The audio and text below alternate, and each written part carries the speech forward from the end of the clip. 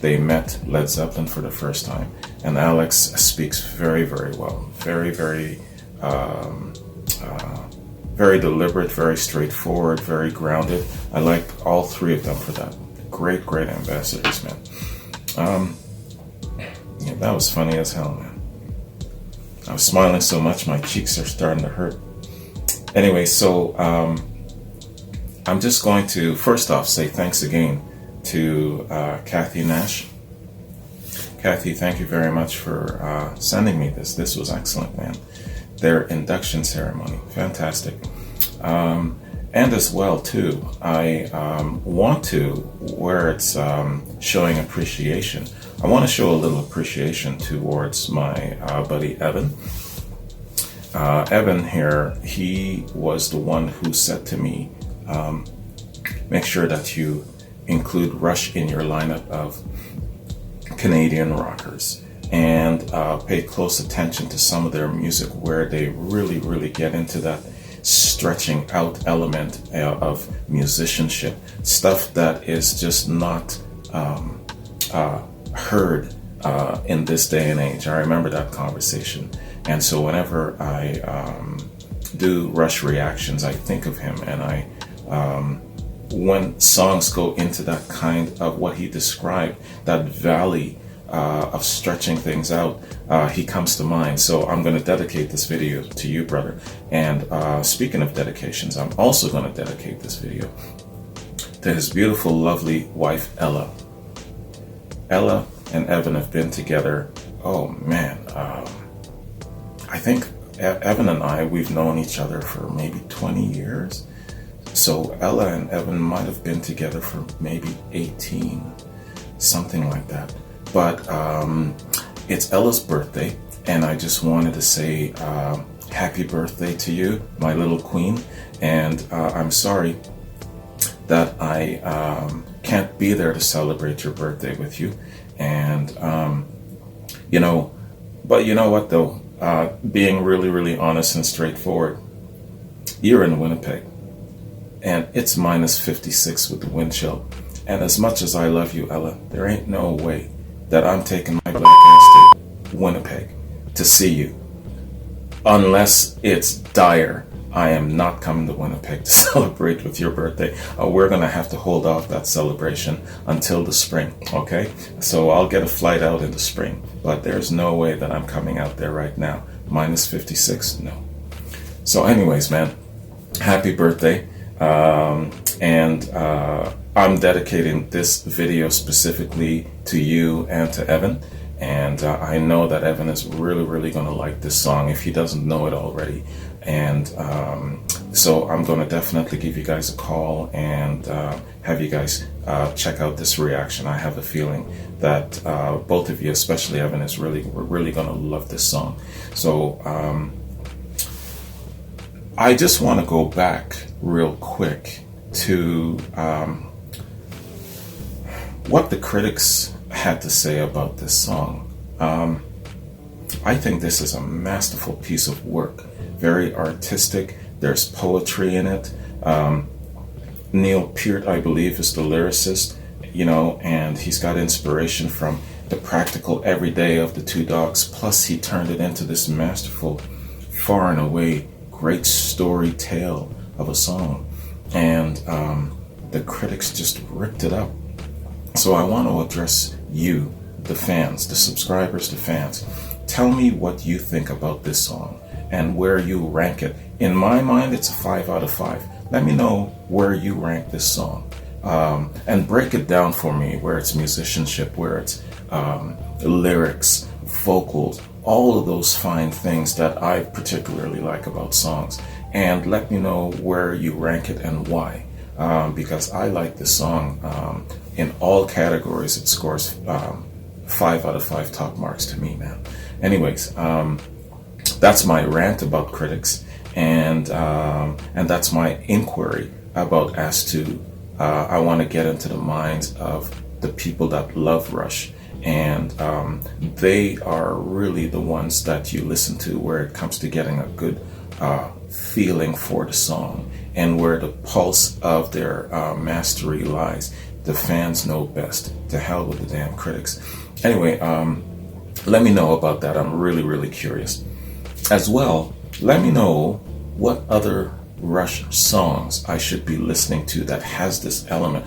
Any Rush song, of course, but I really like how they approach the fantasy, far and away storytelling thing. Fantastic. And the way they stretch out the musicianship so that you absorb everything. I just love that, man. So I'm going to shut up. I've talked way too much. This video is probably going to go over an hour long, just covering one song.